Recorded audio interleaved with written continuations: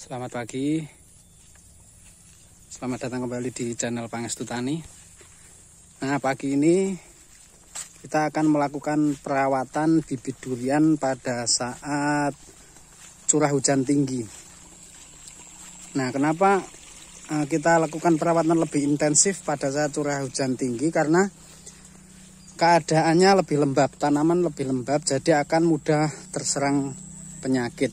Nah, ini bisa kita lihat proses penyemprotannya.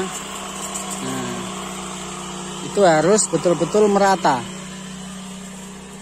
seluruh batangnya.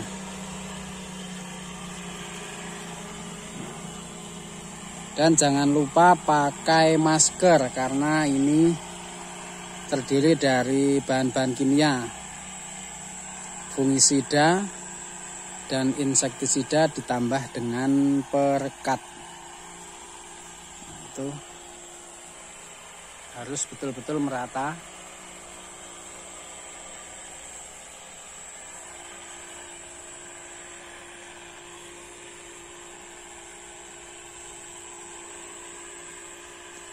Nah, perlu diperhatikan juga untuk waktu penyemprotannya itu lebih bagus pada saat pagi hari, belum terlalu panas. Tapi jangan juga terlalu pagi karena masih ada embun yang banyak menempel di pohon. Nah, ketika embun di tanaman itu sudah mulai hilang, itu bagus untuk penyemprotan.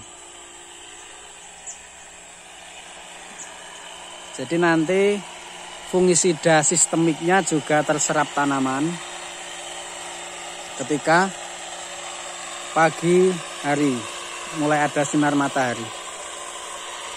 Nah, itu harus betul-betul telaten, harus betul-betul sabar, merata untuk penyemprotannya. Nah, ini bibit-bibit durian yang siap tanam nanti untuk musim depan, mungkin sudah kisaran 2 meteran kalau musim depan. Ini sudah 1,5 meter, baru saja pindah polybag. Nah ini ketika penyemprotan harus betul-betul merata dari mulai batang, cabang-cabangnya harus merata. Nah, ini bisa kita lihat kombinasi obat-obatnya. Nah, ini kita pakai fungisida sistemik dan fungisida kontak. Fungisida sistemik itu sistem kerjanya itu mengobati atau mencegah tanaman dari dalam tanaman itu sendiri. Misalnya seperti obat lah kalau kita minum. Dan untuk fungisida kontaknya itu mengobati tanaman dari luar, ibaratnya salepnya. Nah, ini ada 4 yang kita pakai: fungisida sistemik, fungisida kontak, insektisida, dan satu lagi perekat. Kenapa kita anjurkan pakai perekat? Karena intensitas hujan tinggi, curah hujan tinggi itu kita butuh perekat biar nanti ketika hujan obatnya tidak langsung hilang terbawa air hujan. Tapi ketika musim kemarau, curah hujannya nggak ada hujan ya, itu tanpa perekat tidak masalah. Itu juga bisa mengurangi biaya perawatan. Tapi untuk ketika musim hujan atau curah hujan tinggi, itu kita dianjurkan untuk tetap pakai perekat. Nah, ini tanaman kisaran umur 1 tahun lebih nih, baru kita pindah polybag.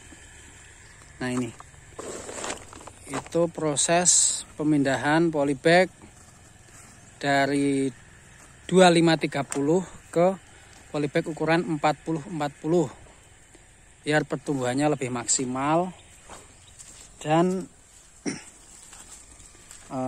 batangnya jadi lebih besar nanti. Percabangannya juga akan tambah bagus. Nah, ini dari ukuran polybag 25-30. Kita pindah ke polybag ukuran 40-40. Nah, itu. Nah, usahakan ketika memindah tanaman ini harus pelan-pelan karena nanti akan mengurangi tingkat kesetresan tanaman. Kalau akarnya banyak yang terputus, banyak yang terkoyak, itu biasanya stres dan pulihnya akan lebih lama. Nah, ini sudah ahli ini, jadi udah bagus. Ini ini baru aja mungkin 1 minggu, yang ini 1 minggu udah mulai mapan. Kalau yang sebelah sana udah mungkin hampir 1 bulan yang sebelah sana. Nah, ini jenis durian bawor. Yang ini jenis durian bawor dengan ciri-ciri percabangannya lebih rimbun, daun agak bulat, pendek,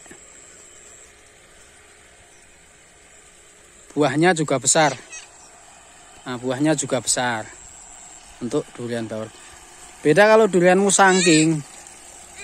Durian musangking itu percabangannya tidak bisa serimbun bawor. Nah, ini. Nah, nanti ini kita produksi 3 varian. Ada musangking, ada bawor, dan ada duri hitam atau OC. Nah, ini masih proses penyemprotan. Nah, itu betul-betul merata. Nah, untuk selanjutnya nanti kita akan melihat yang jenis musangking dan duri hitam untuk video-video selanjutnya, karena ini kita seragam untuk pindah polybag yang jenis bawor dulu. Nah, kita anjurkan untuk penyemprotan pakai sprayer yang elektrik, karena kita lebih irit biaya dan lebih enak, irit tenaga juga. Nanti tinggal dicas kalau habis, karena kita pakai tenaga aki itu. Banyak di toko-toko pertanian, beli aja. Nah, itu proses penyemprotan bibit durian bawor. Durian bawor ini juga sering disebut montong daun pendek, karena memang buahnya itu mirip-mirip montong lah. Tapi perbaikannya montong ini. Buah lebih enak, buahnya besar, warnanya kuning keorenan. Ada juga yang disebut montong oren.